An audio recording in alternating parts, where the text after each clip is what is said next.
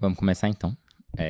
A segunda parte, né, das aulas sobre hermenêutica. Então, tal qual prometido, a ideia vai ser dessa vez, né, falar um pouquinho mais sobre a parte histórica da hermenêutica. Né? Então, não focando tanto assim em psicologia. Né? Dito isso, eu vou não cumprir tanto assim a promessa, porque inicialmente eu tinha pensado em apresentar todos os autores, né? Então, meio que fazer uma linhazinha do tempo e trazer a contribuição de cada um, talvez uma frase de cada um. Só que, refletindo um pouco mais, eu acho que esse modelo ele não enfoca tanto as questões que são principais. Então, eu vou tentar fazer um negócio diferente, né? Talvez eu retifique essa parte depois, né? Mas, a princípio, a proposta vai ser focar em dois grandes momentos, né? Mais particularmente na virada entre esses dois momentos, né? Para entender como que a gente chegou na situação hoje da ciência interpretativa. O foco vai ser no que o Paul Ricoeur vai chamar de uma hermenêutica da desconfiança. Então, como que a gente foi de uma hermenêutica que buscava compreender o sentido dos textos, né, para, mais contemporaneamente, né, uma hermenêutica que parece fazer tudo menos isso. Então, o foco grande histórico vai ser nesse momento de virada. Eu acho que é uma apresentação assim, ela vai ficar mais curta e mais didática. Vamos ver se vai funcionar ou não, tá? A Laura voltou aqui de novo, né, para ajudar a gente com perguntas e sendo, né, um apoio visual para eu saber se eu estou sendo muito abstrato ou não. Mas fico só eu aparecendo. Então, vamos direto ao ponto. Tá? Onde que a gente pode começar, né, a história da hermenêutica? Eu acho que um ponto razoável é começar já no Schleiermacher. Né? Por quê? Porque ele foi o primeiro a propor uma hermenêutica geral. Antes dele, não existia ciência hermenêutica? Existia. Mas a hermenêutica ela era cindida, ela era dividida. Então, se eu queria interpretar um texto egípcio, eu teria que estar munido dos mistérios de Ísis, por exemplo. Então, não existia uma teoria geral da interpretação. Né? Existiam fórmulas para a interpretação para diferentes contextos. E aí o Schleiermacher foi o primeiro que falou assim, não. Tem que existir uma hermenêutica geral. A gente tem que estudar isso como sendo um campo geral do conhecimento. Né? Apesar disso, a maior parte dos exemplos, a maior parte das construções que ele faz são voltadas para a teologia. Né? Esse é o campo principal. Inclusive, para quem gosta dessa noção um pouco mais, né, de linha do tempo, o início da hermenêutica se dá analisando o sentido das escrituras, ou seja, hermenêutica bíblica.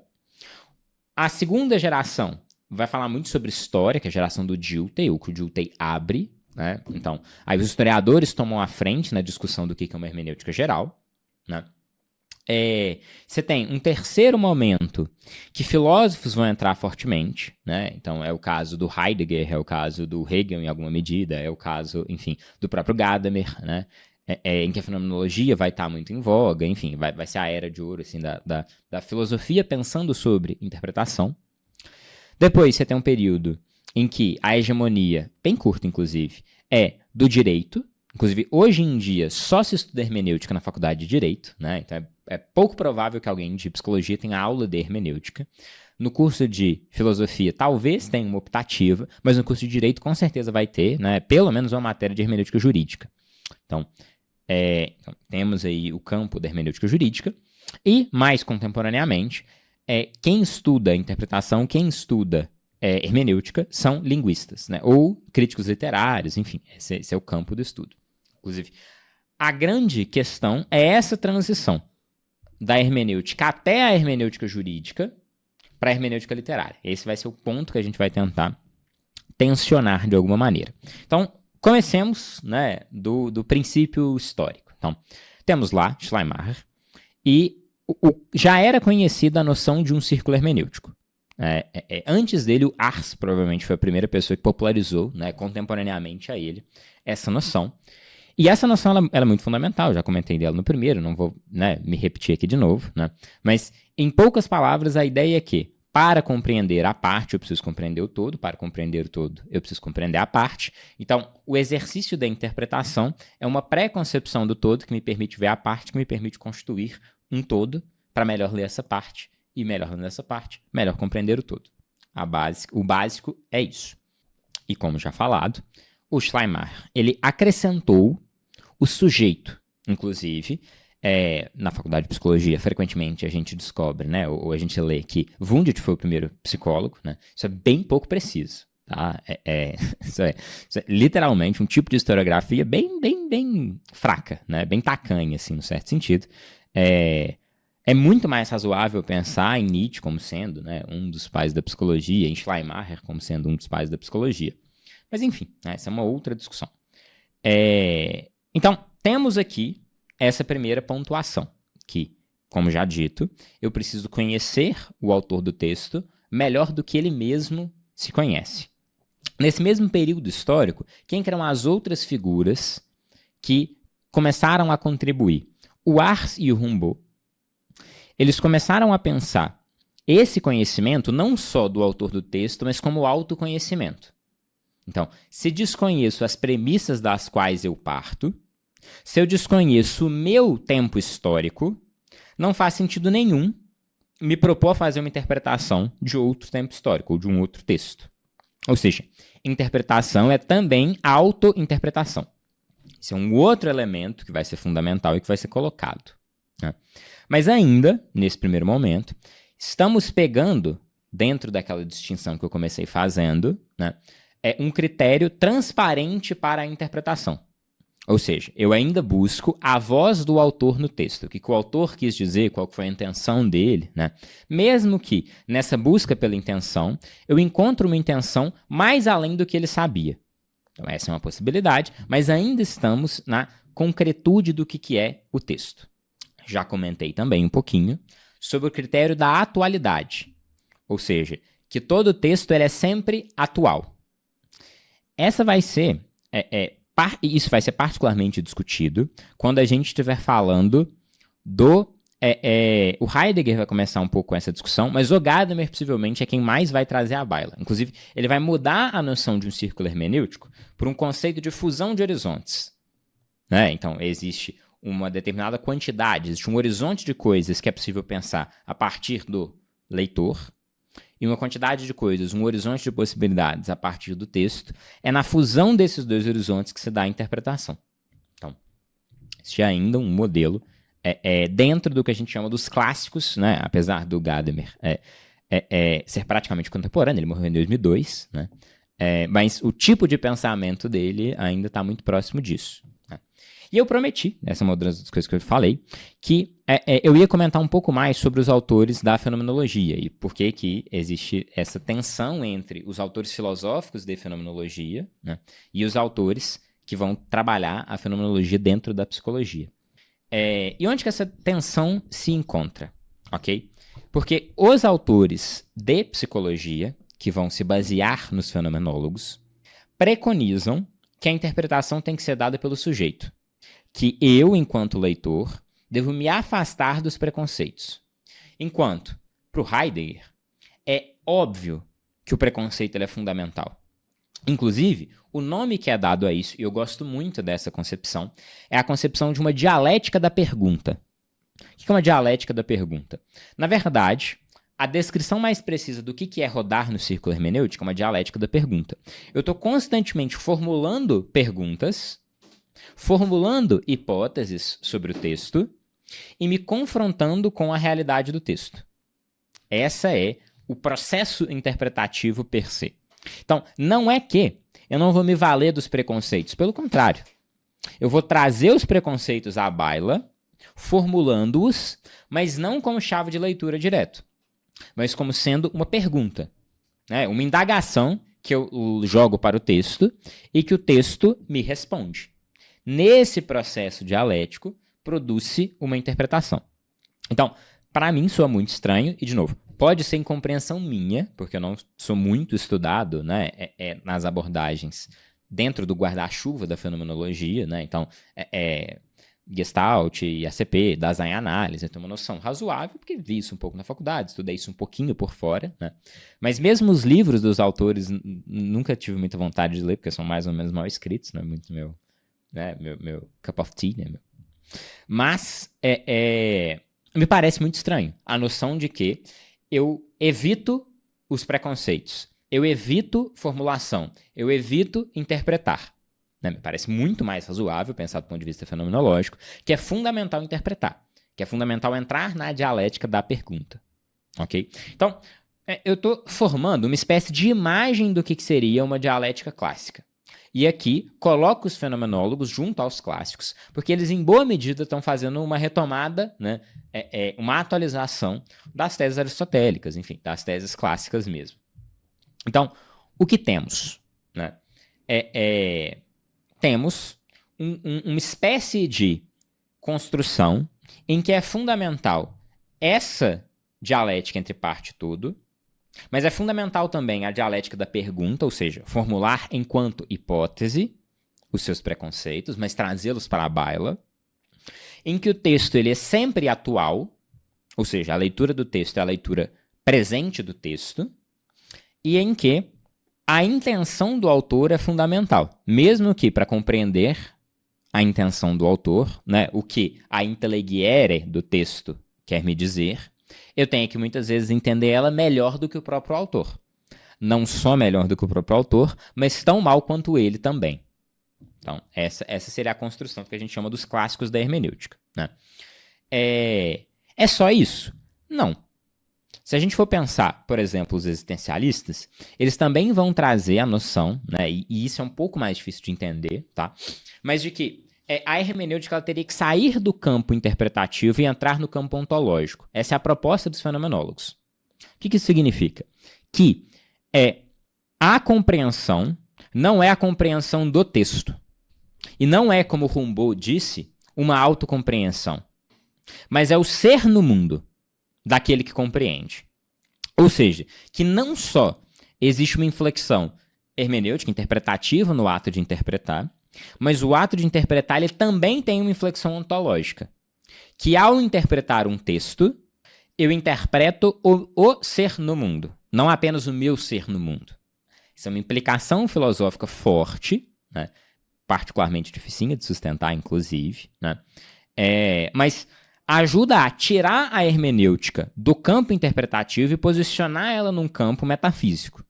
Portanto, interpretar seria parte da metafísica, seria um pedaço das discussões de ordem metafísica. Por que eu não vou adentrar muito nesse ponto?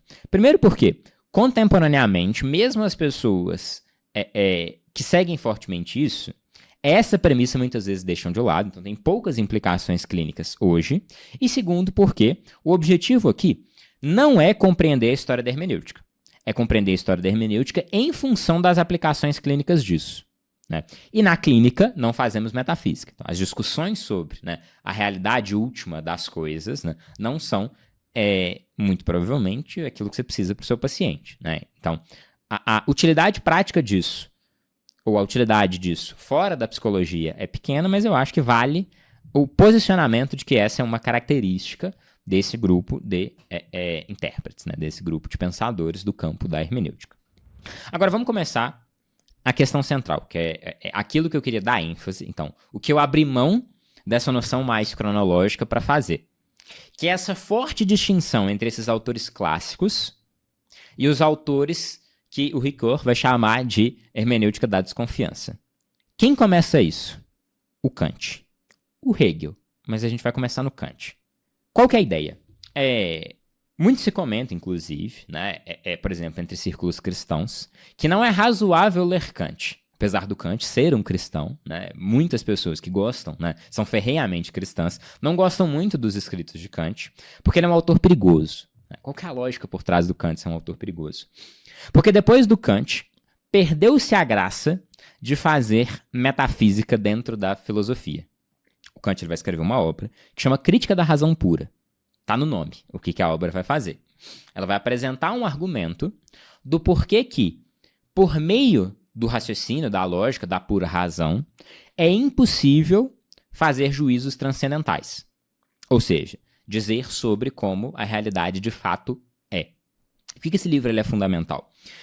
A máxima, inclusive, que vai ser o mote do livro inteiro para o Kant é a seguinte. Muito se discutiu na história do pensamento, ou seja, né, meus predecessores focaram fortemente em discutir qual é a natureza das coisas. Ou seja, discussões ontológicas. Mas o que está faltando ser discutido? Qual que é a peça que era fundamental? é discutir qual é a possibilidade de conhecimento dessa natureza. Ou seja, ao invés de discutir ontologia, ao invés de entrarem e fazer juízos transcendentais, precisa se discutir a capacidade desse tipo de discurso. O que sustenta a possibilidade da razão, por exemplo, conhecer a Deus, ou conhecer a origem do universo, ou a estrutura do tempo. Pode a razão humana compreender o tempo em si? Ou estamos limitados a modelos do tempo que são úteis para determinada finalidade ou outra finalidade? Inclusive, anteontem, gravei uma aula só sobre tempo, as diferentes concepções de tempo. Mas esse é o argumento do Kant. O argumento dele é de que é impossível. Mais especificamente, e aí, o Kant não é um autor que escreve tão difícil. Tá? É rebuscado, mas assim, se você quiser ler, você consegue. Fica a dica para quem quiser se aventurar um tiquinho, né? No segundo livro, no segundo capítulo do segundo tomo do segundo livro, do Crítica da Razão Pura, tem a apresentação de 4 antinomias. Tá? Ou seja, o Kant ele vai oferecer 8 provas diferentes, a partir de 4 antinomias. Como assim antinomia? Calma. A ideia é a seguinte, que quando a razão busca compreender ou fazer um juízo acerca de um assunto transcendental, cai-se em antinomias. Ou seja, cai-se numa relação em que ambos os lados são igualmente corretos do ponto de vista da pura razão. Então, por exemplo, uma das antinomias que o Kant vai demonstrar é a existência de Deus. Se eu tento argumentar racionalmente, ou seja, se por meio da lógica, da introspecção, da razão, eu me pergunto sobre a existência de Deus, eu vou cair em uma antinomia. E ele demonstra isso.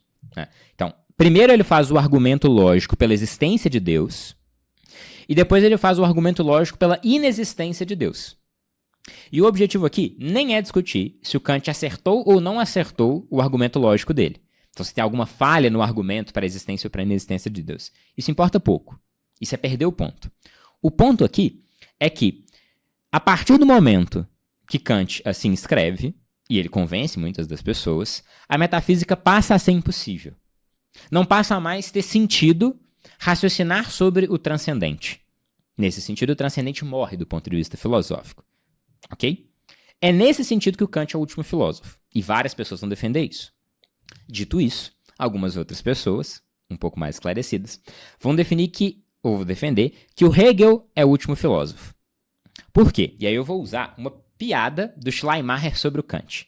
Ok? Do Schopenhauer sobre o Kant. O Schopenhauer ele vai dizer o seguinte: o Kant é o tipo de sujeito que vai a um baile de máscaras para atrair a mulher. Ele se apaixona por uma moça nesse baile de máscaras e todo fim de semana ele vai de novo no baile. E ele morre sem saber que a moça que ele se apaixonou, que por trás da máscara, era a mulher dele que estava lá o tempo todo. Essa é a piada do Schopenhauer. Por que o Schopenhauer está falando isso? Porque o Kant, para o Schopenhauer, ele opera o fim da metafísica apenas para manter a metafísica lá naquele lugar, no lugar que ele sempre esteve. Como assim? Porque para o Kant existe uma estrutura trinária. Existe os fenômenos, o mundo que a gente habita, né? O mundo que a gente produz por linguagem, esse mundo que a gente vive nele. Existe a realidade em si, a coisa em si, e existe o véu, existe o abismo, que são as antinomias. A impossibilidade da razão alcançar a verdade, com V maiusculíssimo. Qual que é o ponto?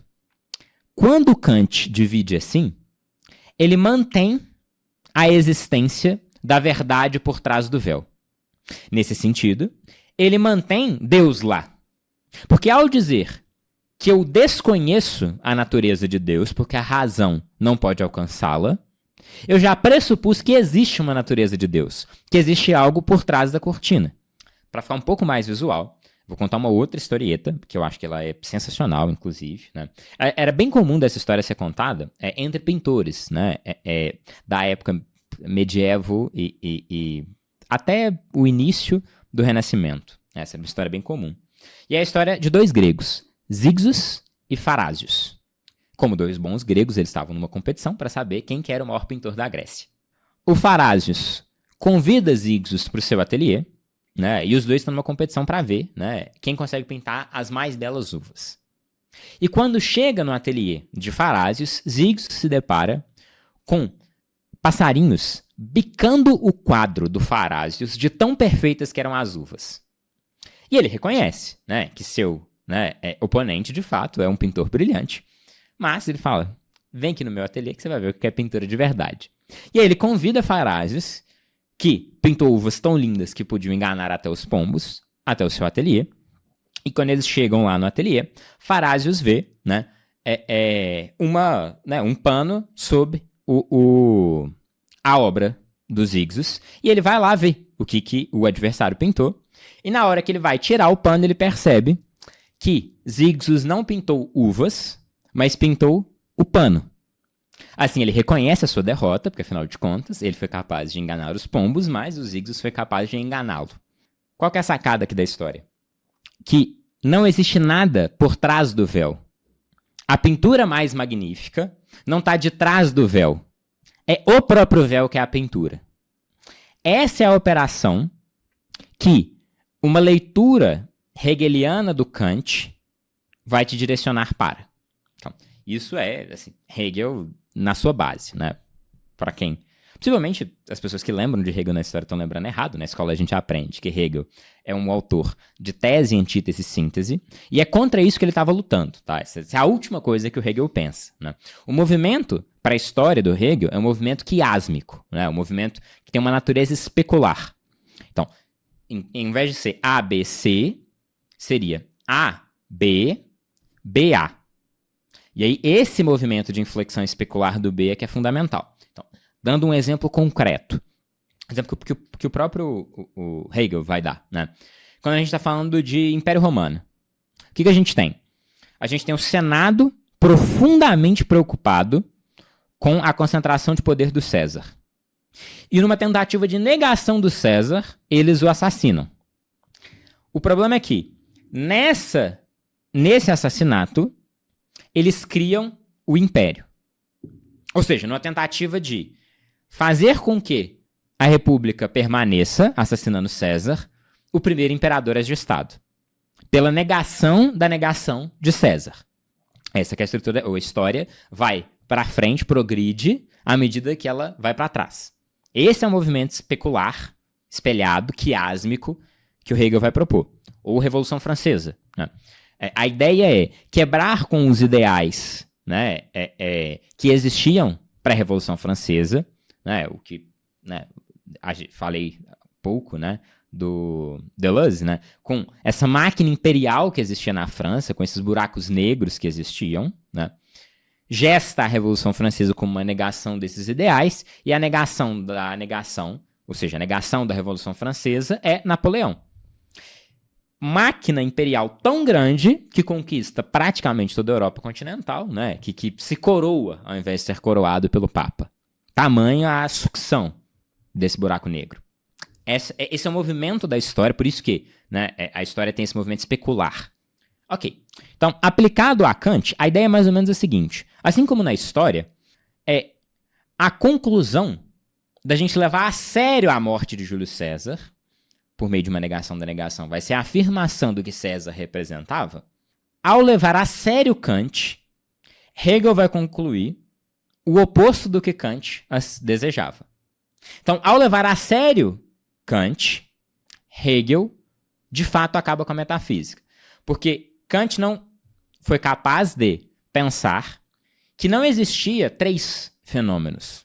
O fenômeno que a gente... Três partes da natureza. O fenômeno que a gente encontra, a realidade em si e o véu que impede a gente de alcançar. Para o Hegel, só tem o véu. A realidade é o véu. Por isso que, né, é dito que o Hegel é um filósofo do amor. Porque essa é a natureza do amor. O amor se encontra na queda, no abismo, na incapacidade de representar o amor. Se eu sei por que te amo, né, se eu faço uma descrição, olha, porque... seu cabelo é assim, porque seu corpo é assim, porque suas amigas são assim, porque você tem não sei o quê. E a gente claramente não chamaria isso de amor. O amor, ele existe na incapacidade de representação do amor. A mesma coisa vale para a fé. Onde a fé se encontra? no abismo, na distância que existe entre você e Deus. Para o Hegel, é precisamente a não resposta de Deus que torna a fé possível. Ou seja, a gente sai...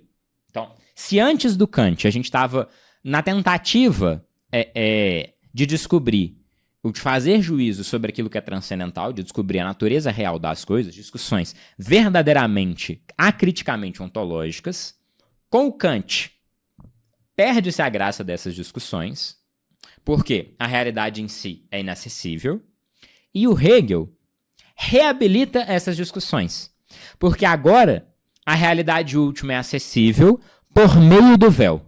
Tem um comentário muito interessante, inclusive não falei de Jung na última, né? Não vou falar nessa também, vou guardar para a terceira parte. Mas o Jung não, a princípio, né, até onde a gente sabe, gostava muito do Hegel. Ele achava que era um autor que estava balbuciando loucuras filosóficas e não tinha implicação prática nenhuma, né? Ou pelo menos é isso que dá a entender, tá? Porque ele não cita diretamente que é o Hegel que ele está criticando, mas dá a entender isso. Dito isso, me parece muito razoável um procedimento, que é o procedimento que o Zizek vai aplicar. Para quem não sabe, Zizek é talvez tanto hegeliano quanto marxista, talvez até o lacaniano mais famoso hoje no mundo, né? E a tese não sei se é de mestrado ou de doutoramento dele, foi negada. Por quê? Depois ele tentou de novo e passou, né? Mas a tese central dele era a seguinte, que a única maneira possível de ler Lacan era ler Lacan como se ele sempre estivesse falando de Hegel. Exceto quando Lacan fala de Hegel, essas passagens você ignora. Então, para os Zizek, essa é a maneira de ler Lacan, né? Inclusive, acho super interessante. Então, fazendo um procedimento parecido, né? Ou seja, lendo em Jung Hegel aonde não está, e ignorando as passagens que ele quer falar de Hegel, o que a gente tem? De novo, por favor, confiram, o Jung é um autor que também escreve fácil, mais fácil até do que o Kant, né? Apesar de que esse seminário não é o mais fácil de todos, porque é ele falando e não ele escrevendo. Seminário sobre Sonhos de Criança, eu acho que está na página 125, tá? É o texto que ele fala sobre o romantismo alemão, tá? Então, criticando o romantismo alemão, portanto, criticando Kant e sua turminha, né?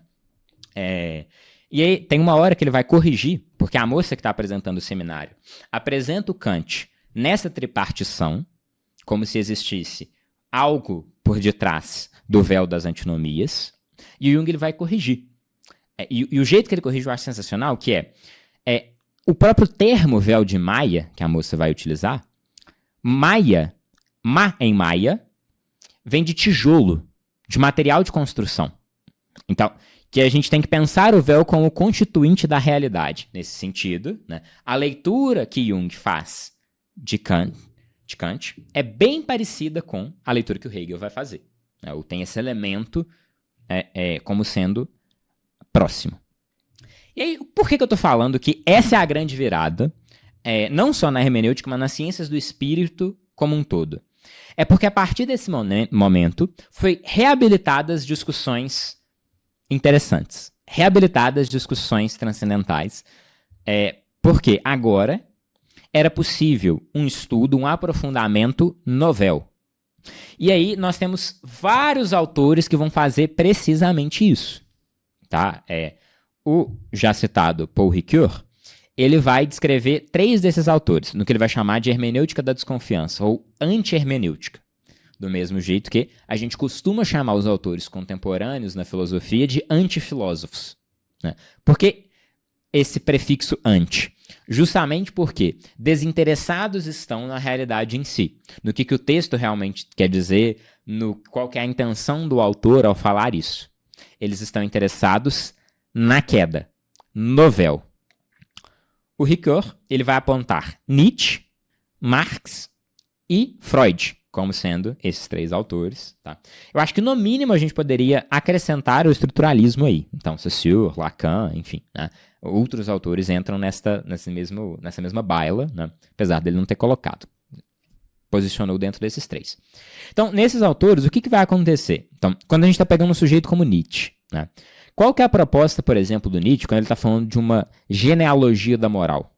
É que ao olhar para a história, ao invés de discutir fatos históricos, e ao invés de discutir qual que é o todo da história, que é a proposta do Dilthey, ou seja, ele nega a possibilidade, ou torna menor a possibilidade de discutir fatos históricos, que é a historiografia antes de ser historiografia de fato, né, enquanto filologia, e nega também a possibilidade da construção do todo da história, de um motor da história, como Dilthey assim o desejava. Né? Inclusive, acho que depois dessa explicação do Hegel fica mais claro porque a minha primeira explicação do Hegel na primeira parte está incompleta ou imprecisa. Mas tudo bem. E o que o Nietzsche vai colocar? Ele vai falar o seguinte, que para entender a história é fundamental compreender o tipo de sujeito capaz de fazer essa história. Nesse sentido, o Nietzsche é o primeiro psicólogo, ou pode ser posicionado assim. Qual que é a sacada aqui? Entender a natureza humana não é uma posição ontológica. Eu não estou discutindo a natureza humana de fato. Eu estou discutindo os elementos da natureza humana, os elementos dos tipos humanos, que não me permitem acessar a história de fato. Então, eu não estou discutindo a realidade por trás do véu, qual que é a natureza humana de fato. Eu estou discutindo em que medida esses tipos, esses determinados agrupamentos de natureza humana, me impedem de conhecer a realidade, me impedem de observar a história. Portanto, estou discutindo o véu, o abismo. A mesma coisa para o Marx. Né? Ao pensar a história, a lógica está muito mais em buscar esses elementos estruturais que sobrecodificam a nossa visão da história do que a história em si. Portanto, uma anti-historiografia. A mesma coisa vai valer para o Freud. Eu não estou interessado no que a pessoa está querendo me dizer. Estou interessado na falha do discurso dessa pessoa.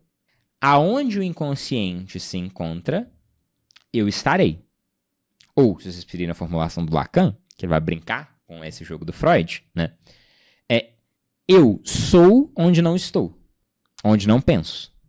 Mais precisamente, né? Que ele vai brincar de 30 maneiras diferentes né, na vez que ele tenta ser um descartiano. Né?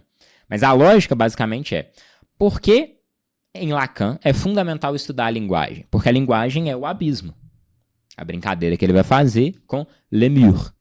L'amour, le mur. Tem a mesma pronúncia em francês, o Lacan ele falava nos seminários dele, né? O amor e o muro é a mesma coisa. Né? Essa lógica ela é fundamental.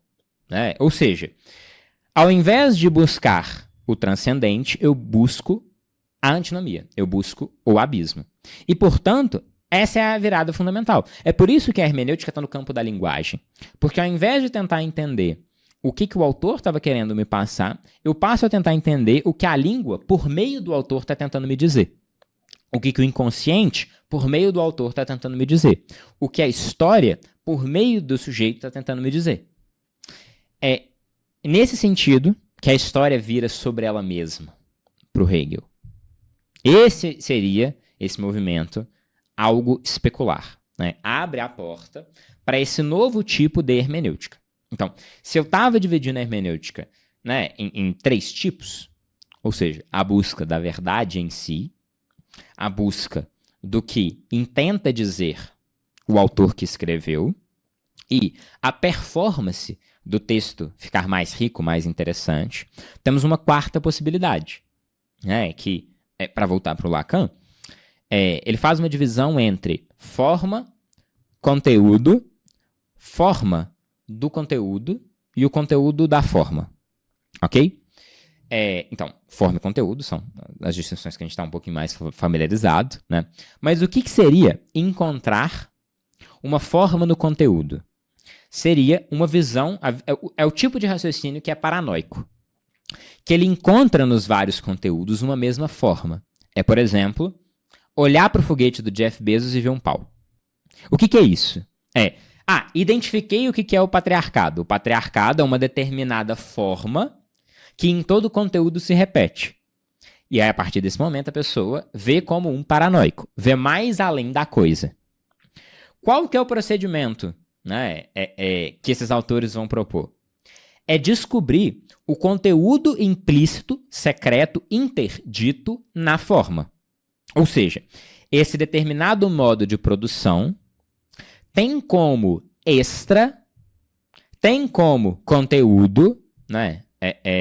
Ou, em termos lacanianos, tem como verdade, tem na posição de verdade, uma determinada forma. Mas tem que ser uma coisa que se repete também, né? Acho que você falou longe. Mas tem que ser uma coisa que se repete também, né? Não necessariamente. É porque a repetição é um tema que é fundamental quando a gente vai pensar, por exemplo, em hermenêutica psicológica, porque o que é importante se repete, né? Ou então, quando você está buscando a intenção do autor, se tem algo que aparece de novo, supõe-se que isso é fundamental. Mas quando você está observando essas relações e tentando extrair uma verdade dessas relações, isso não necessariamente precisa se repetir, apesar de ser uma estrutura. Então, deixa eu dar um exemplo.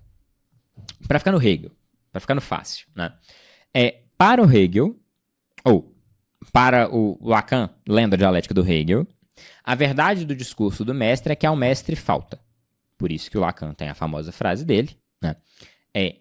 Existe o idiota, que é quem aponta que o rei está nu, e mais idiota ainda é o rei que acha que está vestido. Essa que é a lógica. Então, o que sustenta a dialética do mestre? É que o mestre não pode, que o mestre não sabe. Se eu peço para o Arthur vir cá olhar as câmeras, dou uma ordem para ele fazer isso, é porque a mim falta saber fazer as câmeras. Ok? Só que qual que é a questão aqui? O que está velado nesse discurso? É a minha falta enquanto mestre. Porque eu pareço ordenar, mas na verdade eu ordeno porque me falta. E aí qual que é a brincadeira? Que se eu não sei que me falta, eu tô na posição... Tava dando esse exemplo hoje, inclusive, do Joffrey, do Game of Thrones. É um rei que não sabe que é falso o fato dele ser rei.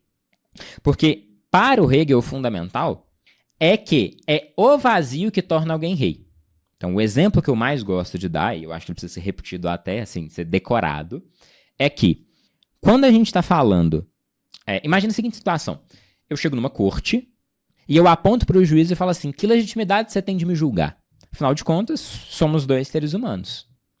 Você é pecador, você caga nas calças, você, né, enfim, né, é tão humano quanto eu sou. Por que você está nessa posição? Essa seria a posição da pessoa que não entendeu o jogo que está acontecendo. Nesse sentido do idiota. Porque, imagina o seguinte, o rei, ele não é rei, apesar de não ser ungido por Deus. Porque nesse formato hegeliano, a questão toda é que a verdade do rei é que ele não tem legitimidade para governar. É que ele não pode. Mas imagina o seguinte, se o rei fosse de verdade escolhido por Deus e tivesse poderes mágicos e fosse iluminado, ele não teria poder. Pelo seguinte motivo, se ele de verdade foi escolhido por Deus, ele só é escolhido por Deus. Isso não é nem um pouco impressionante. Ele é rei justamente por não ter sido escolhido. O que torna ele rei é justamente o abismo. É o fato de que, apesar dele ser um ser humano igual você, pecador, impuro, cagão e fedido, mesmo assim ele ainda manda em você. Mesmo assim ele ainda ocupa a posição de rei. O que torna ele incrível, o que torna ele, né, maior, é justamente o fato dele não ser nada demais. Esse é o tipo, por isso que é um pouquinho esquisito, mas esse é o tipo de estrutura do pensamento hegeliano. Então, é precisamente a falta que faz com que ele ocupe essa posição. Tanto é que o bom educador não sabe educar. Porque se ele te transmitisse conhecimento, o bom educador ele não era. O bom educador transmite uma falta. Então, essa que é um pouco da questão. Né? A estruturação do 1 vem do 0 na estrutura hegeliana. De novo, o amor só existe na incapacidade de representar o amor. Né? Então a falta entra muito naquilo da negação da negação. E da negação da negação. Né? É por isso que, por exemplo, quando o Zizek, por ler hegelianamente o Lacan, ele vai falar da falta, não tem nada que faltou. Quando ele está lendo, quando o Lacan vai dizer que o recalcado é indiferenciável do retorno do recalcado, que a gente falou da última vez, qual que é o ponto aqui? Que não existe falta. A falta ela só existe para que exista uma falta. A única coisa que está sendo reprimida é o fato de que nada precisava ser reprimido. Essa é a única repressão que há. Então, para que eu deseje, eu preciso não ter a coisa. Então, a verdade de todo o sistema é que não existe repressão mítica. A única repressão que há é que nada foi reprimido. Essa é a verdade que falta. Essa é, digamos assim, né, a verdade que não pode, que precisa estar interdita, que precisa ser interditada, para que o sistema de desejo continue. Não é que você está buscando alguma coisa no amor. E aí você vai em busca dessa característica em alguém. É que não tem nada para ser completado em você. Essa é a única coisa que precisa ser recalcado. Para que você deseje. Então essa é a forma hegeliana de ler Lacan. Essa é a forma hegeliana de ler Lacan. E é por isso que é bem diferente de uma forma, de uma leitura fraca, ou seja, se você lê o Freud tal qual ele escreveu, né, sem conectar com mais nada, parece muito diferente. Mas vão achar os lacanianos, vão achar os ezequianos, que é isso que está lá no Freud. E por que eles vão achar que é isso que está lá no Freud? Porque o Freud ele é legatário desse mesmo movimento de, ao mesmo tempo, fim da filosofia, fim da questão transcendental, porque o Kant ele ainda deixa ela lá escondida atrás do véu da impossibilidade, mas ao mesmo tempo, isso recomeça, porque agora a gente consegue observar e estudar o abismo. E é por isso que a gente consegue fazer hermenêutica hoje, né? Tipo, é óbvio que você consegue, assim, né? Estudar Schleiermacher hoje. Só que esse estudo, ele é um estudo que não parece genuíno. Do mesmo jeito que é difícil pensar um cristão genuíno hoje, pós-reforma protestante, né? Então, assim, o que eu estou querendo dizer com isso? Né? A grande diferença da igreja é que é a noção de certeza.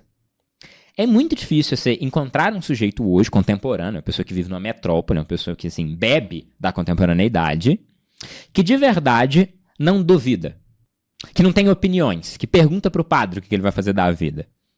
Normalmente, né, as pessoas interpretam o que elas acham, qual é a opinião delas. Essa não é uma posição cristã. É porque é difícil ser cristão depois dessa negação. Você não consegue exatamente voltar ao ponto A. Né? No esquema, A, B, B', A'. Né? A volta para o momento inicial, ela nunca é completa. Então, essa que é um pouco a questão. Né? Não fica muito genuíno você, assim, na cara de pau, perguntar a intenção do autor. Depois de tudo que aconteceu. Né? Depois de saber que a linguagem é o abismo.